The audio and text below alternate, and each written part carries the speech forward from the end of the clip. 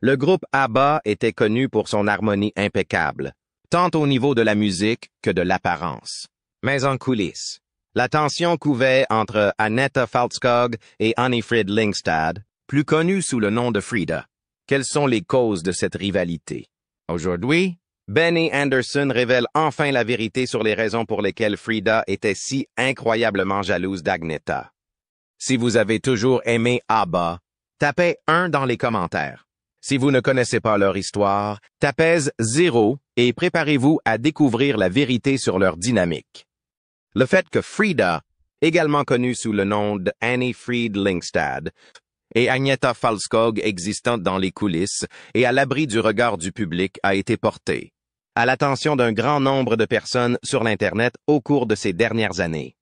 Selon une autre théorie, Frida était extrêmement envieuse d'Agnetha pour un certain nombre de raisons, qui semblent toutes liées à sa popularité et à son apparence. Parmi les membres d'ABBA, par exemple, nous savons qu'Agnetha a longtemps été considérée comme la plus populaire et la plus belle du groupe. On suppose que Frida a été influencée par le fait qu'elle recevait beaucoup d'attention de la part de ses fans et des médias. ABBA était connu pour son harmonie impeccable, tant dans la musique que dans l'apparence. Mais selon Benny Andersson, la dynamique entre Frida et Agnetha n'a pas toujours été aussi harmonieuse qu'il n'y paraît. Benny s'est récemment ouvert sur les tensions sous-jacentes entre les deux chanteuses, expliquant que le charisme naturel et l'attrait du public d'Agnetha ont souvent fait de l'ombre à Frida. Bien que les deux femmes soient incroyablement talentueuses, la blondeur d'Agnetha, sa voix puissante et l'attention des médias ont fait d'elle l'indéniable visage d'ABBA. Frida, avec sa voix plus grave et son style contrasté, se sentait parfois sous-estimée. Benny a révélé que les sentiments de jalousie de Frida n'étaient pas malveillants, mais qu'ils provenaient d'un désir d'être reconnue de la même manière pour ses contributions au groupe. Il a décrit les efforts déployés pour que les deux femmes aient leur moment de gloire, mais la fascination du public pour Agnetha a souvent rendu les choses difficiles. Malgré les tensions, Benny souligne que les deux femmes entretiennent une relation professionnelle et partagent un respect mutuel pour leurs capacités respectives. Cependant, la pression de la célébrité et les comparaisons constantes ont eu raison d'elle. Bien que Frida Lyngstad ait apporté une contribution significative à ABBA, de nombreux observateurs ont noté qu'elle semblait souvent vivre dans l'ombre de sa compagne, Agnetha Fältskog.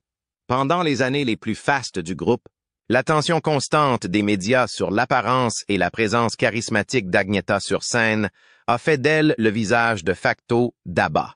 Cette attention biaisée a souvent éclipsé les immenses talents des autres membres, y compris Frida, qui possédait une voix puissante et un style distinct qui ont fait partie intégrante du succès d'ABBA.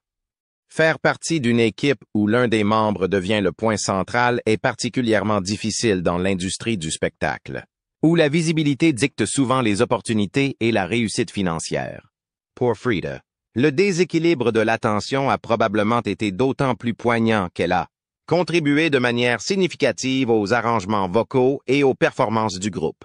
Malgré cela, les projecteurs se sont toujours braqués sur Agnetha, créant une dynamique qui a fait que les immenses talents de Frida n'ont pas été appréciés à leur juste valeur par le public.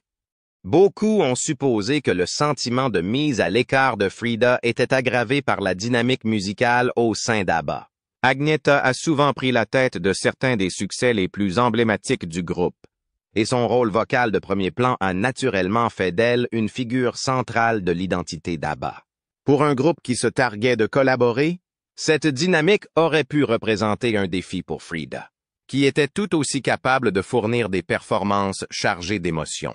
Malgré sa voix puissante et évocatrice, Frida semblait souvent reléguée à un rôle de soutien, une perception qui a sans doute piqué au vif une personne aussi profondément impliquée dans le processus créatif qu'elle l'était. Cependant, comme pour la plupart des histoires de cette nature, il y a de multiples perspectives à prendre en compte. Le point de vue de Frida sur la question ajoute de la profondeur et de la nuance au récit. Bien qu'elle se soit largement abstenue d'aborder directement les comparaisons et les critiques, étant l'un des membres les plus discrets du groupe, elle a parfois parlé des pressions et des malentendus auxquels elle a dû faire face au cours de sa carrière. Dans une interview, Frida a déploré le fait que les médias déforment souvent les récits pour les adapter à un angle particulier, lui donnant l'impression d'être le bouc émissaire de diverses histoires fabriquées de toutes pièces. Elle a souligné que, parmi tous les membres, elle se sentait visée de manière disproportionnée par ces inexactitudes, qui la dépeignaient sous un jour injuste. Bien que le comportement de Frida soit souvent perçu comme réservé, ceux qui ont travaillé avec elle soulignent son professionnalisme inébranlable et son dévouement à son métier. Ses harmonies vocales. Sa présence sur scène et sa sensibilité artistique ont contribué à façonner le son caractéristique d'ABBA. Malgré cela, il a été difficile d'échapper à l'impression qu'elle était dans l'ombre d'Agnetha, en partie à cause de la fascination des médias pour l'image d'Agnetha et en partie à cause de la préférence du public pour centrer les récits sur des figures singulières plutôt que d'apprécier l'effort de collaboration à l'origine du succès d'ABBA. Les frustrations de Frida pourraient également découler de la tendance sociétale à monter les femmes les unes contre les autres, en particulier dans des secteurs dominés par les hommes comme la musique. Au lieu de célébrer le duo dynamique formé par Agnetha et Frida comme une force harmonieuse qui a permis à ABBA d'accéder à la célébrité mondiale, la narration a souvent réduit leur relation à une rivalité. Ce cadre simpliste ne tient pas compte de la camaraderie authentique et du respect mutuel qui existait entre les deux femmes, qui reconnaissaient toutes deux l'importance de leur partenariat dans la création du son emblématique d'ABBA. Dans les rares cas où Frida s'est défendue, elle l'a fait avec grâce, s'attachant davantage à dissiper les mythes qu'à favoriser la discorde. Elle a reconnu l'esprit de collaboration d'ABBA, soulignant que le succès du groupe a toujours été le fruit d'un travail d'équipe. Néanmoins, les comparaisons persistantes et les idées fausses ont indéniablement façonné son image publique au fil des ans. Pour Frida, le défi a consisté non seulement à affirmer son individualité, mais aussi à faire en sorte que ses contributions soient reconnues dans le contexte plus large de l'ascension fulgurante d'ABBA. Pour aller plus loin, Frida a fait un jour un commentaire sincère soulignant la nature superficielle de la perception du public. Elle a déclaré « La façon dont les gens nous regardent a beaucoup à voir avec leur imagination et très peu avec nous en tant qu'êtres humains. Ils ne voient que la surface. Ils n'ont pas une vision plus profonde de nous en tant que personnes. Ils ne voient que le côté amusant. Les costumes et les choses que toutes ces histoires inventées racontent. » Cette déclaration poignante met en lumière le décalage entre la façon dont les fans et les médias la perçoivent et la réalité de sa vie et de sa personnalité. Frida en a dit plus sur ses sentiments, déclarant que lorsqu'elle s'est lancée dans sa carrière, elle espérait entrer en contact avec son public à un niveau plus profond et plus personnel. Elle voulait qu'il la voie comme un être humain à part entière, au-delà des costumes étincelants et des performances éblouissantes. Cependant, avec le temps, elle s'est rendue compte que la perception que les gens avaient d'elle était souvent erronée et très éloignée de ce qu'elle était vraiment. Leur perception de moi était complètement erronée, a-t-elle déclaré. Mais je ne m'en préoccupe plus, car je ne me sens plus obligée d'expliquer à tout le monde. Ces remarques candides offrent un rare aperçu du monde intérieur de Frida et suggèrent qu'elle était non seulement consciente des rumeurs et des allégations qui circulaient à son sujet, mais qu'elle en était aussi profondément affectée. L'examen minutieux. Les comparaisons et les interprétations erronées ont probablement pesé lourd sur elle, même si elle a choisi de rester discrète sur ces questions. Ces paroles suggèrent une volonté de dépasser la négativité et de se concentrer sur une vie authentique, libérée de la pression de se conformer aux attentes du public. L'introspection de Frida laisse entendre que sa personnalité réservée et sa timidité naturelle ont pu contribuer à la perception qu'elle était moins en vue qu'Agnetha. Alors que la présence effervescente d'Agnetha sur scène attirait souvent les projecteurs, Frida préférait rester dans sa zone de confort, laissant son art parler de lui-même. Il est tout à fait possible que l'attitude plus discrète de Frida ait été un choix délibéré. Une façon de protéger sa vie personnelle de l'examen minutieux qui accompagne la célébrité. Peut-être Frida n'a-t-elle jamais vraiment eu envie du genre d'attention qu'Agnetha attirait naturellement. Au contraire, elle a canalisé son énergie dans son métier, s'efforçant de contribuer autant que possible à l'héritage d'ABBA. Son engagement envers la musique et son désir sincère d'établir un lien avec le public par le biais de la chanson étaient peut-être ses principaux objectifs, plutôt que de rechercher les feux de la rampe pour elle-même. Il est intéressant de noter que de nombreux fans se sont ralliés à Frida, arguant que Frida et Agnetha ont eu de nombreuses occasions de briller en tant que chanteuses principales sur les plus grands succès d'ABBA. Ces partisans soulignent que l'idée de Frida jalouse d'Agnetha est sans fondement et ne tient pas compte de la nature collaborative d'ABBA. Chaque membre apportait des talents uniques au groupe, et leurs efforts communs ont finalement catapulté ABBA vers la célébrité internationale. Par exemple, Frida a été la première à chanter sur des succès comme Fernando, une chanson qui a mis en valeur sa voix riche et émotive et qui est devenue l'un des titres les plus appréciés d'ABBA.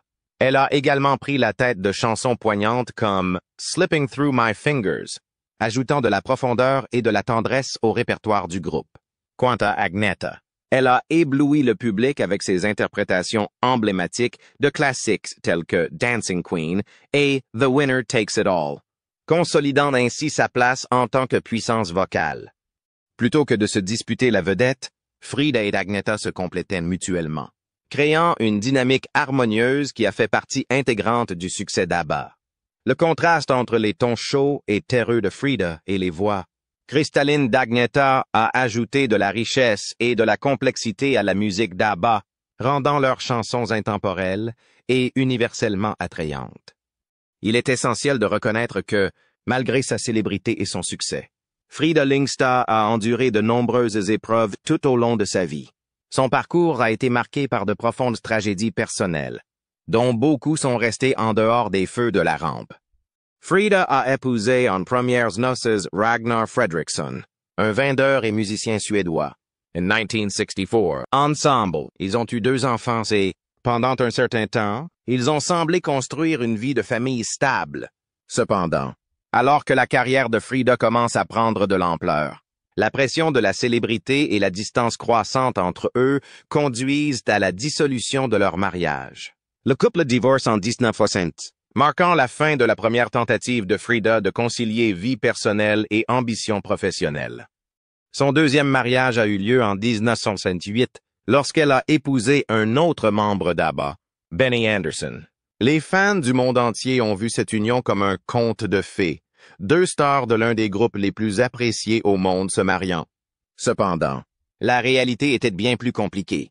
La relation du couple était parsemée d'embûches, notamment les pressions intenses liées au succès mondial d'ABBA, l'attention constante des médias et leurs personnalités différentes.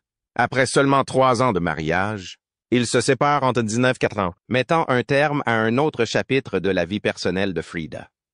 Passer par 2 divorces, c'est un lourd fardeau pour n'importe qui, et encore plus pour quelqu'un de très en vue.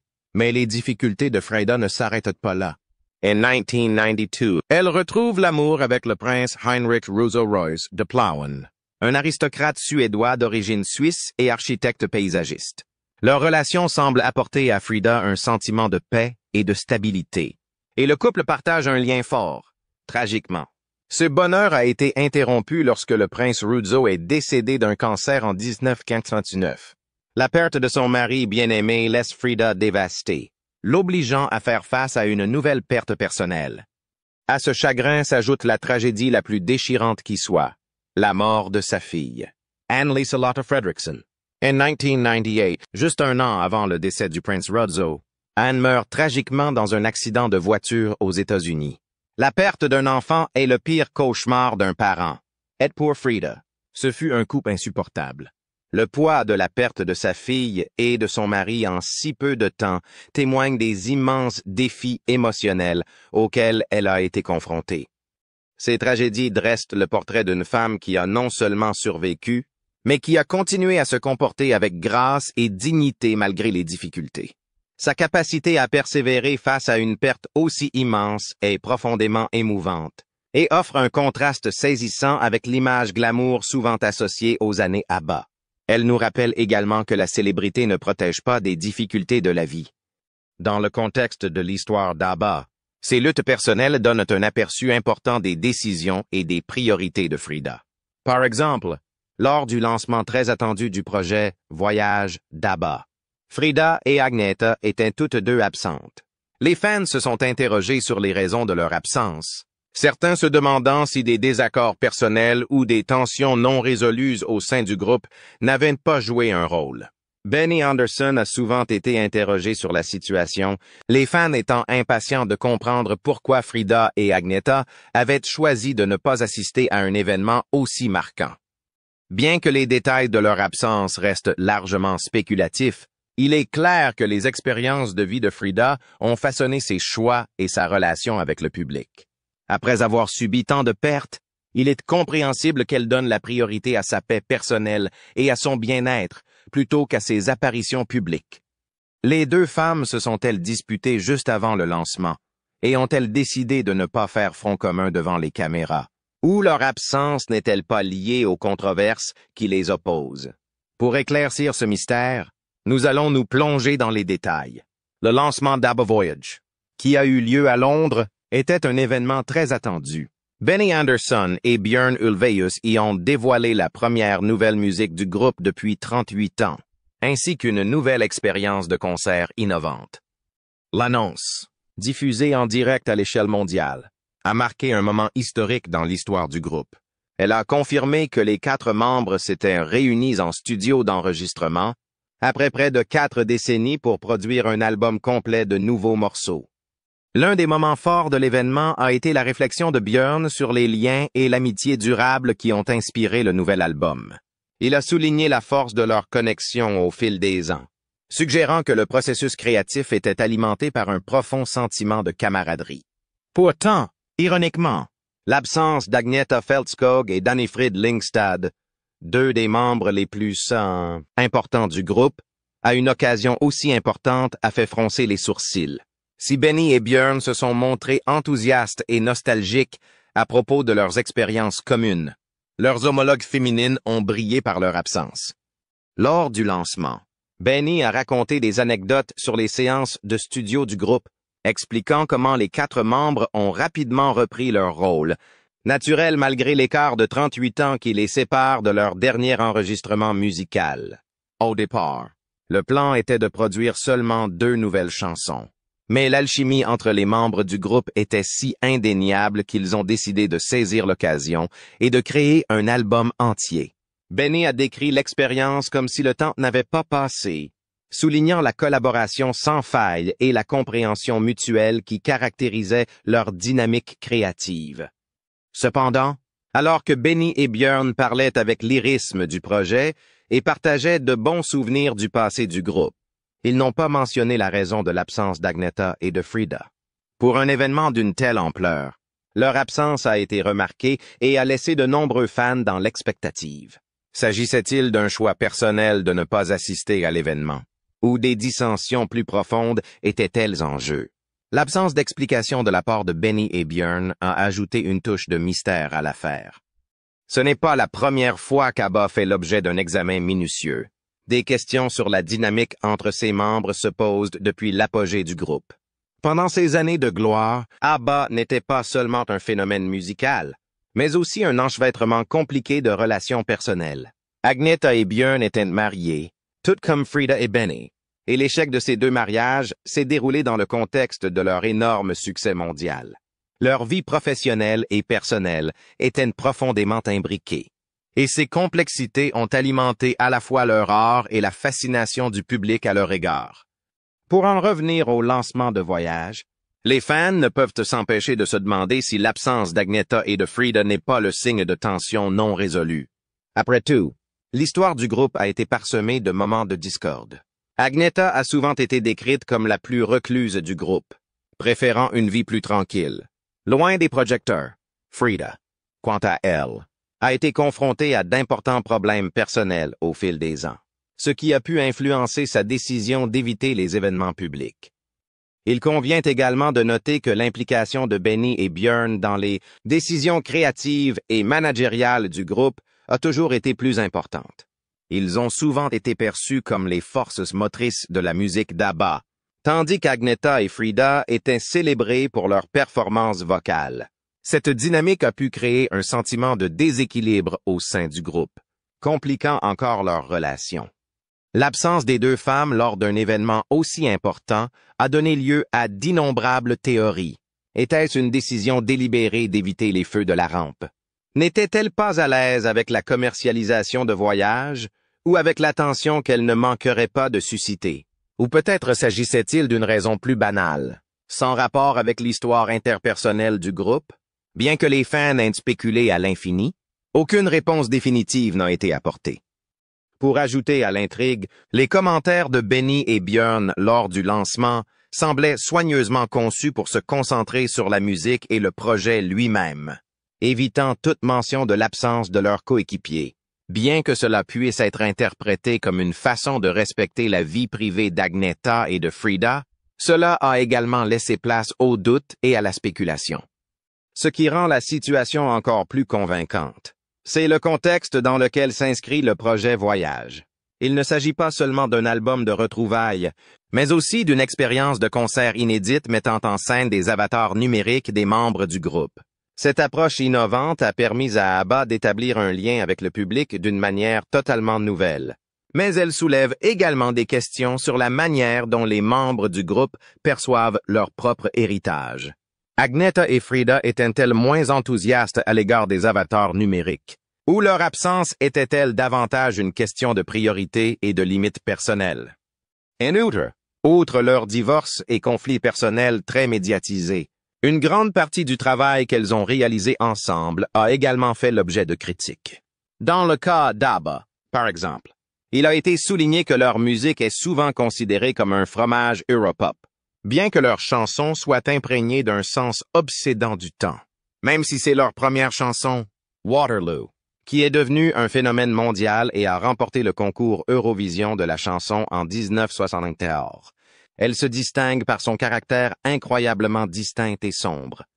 La chanson établit un lien entre le fait de tomber amoureux et la capitulation de Napoléon lors de la bataille de Waterloo en 1815. La chanson poursuit en disant qu'à Waterloo, Napoléon s'est rendu, et que j'ai rencontré mon destin d'une manière extrêmement similaire à la sienne. Par conséquent, malgré le fait que ABBA affirme créer de la musique qui est ouvertement joyeuse, la plupart de leurs chansons ont principalement abordé les sujets tristes et inattendus du divorce et du chagrin. Et un grand nombre de fans ont remis cela en question. Quelle est votre chanson préférée d'ABBA? Avez-vous été surpris d'apprendre les tensions entre Agneta et Frida? Faites-nous part de vos réactions dans les commentaires ci-dessous. Et n'oubliez pas d'aimer, de vous abonner et d'appuyer sur la cloche de notification pour découvrir d'autres histoires fascinantes sur les icônes qui ont façonné notre monde.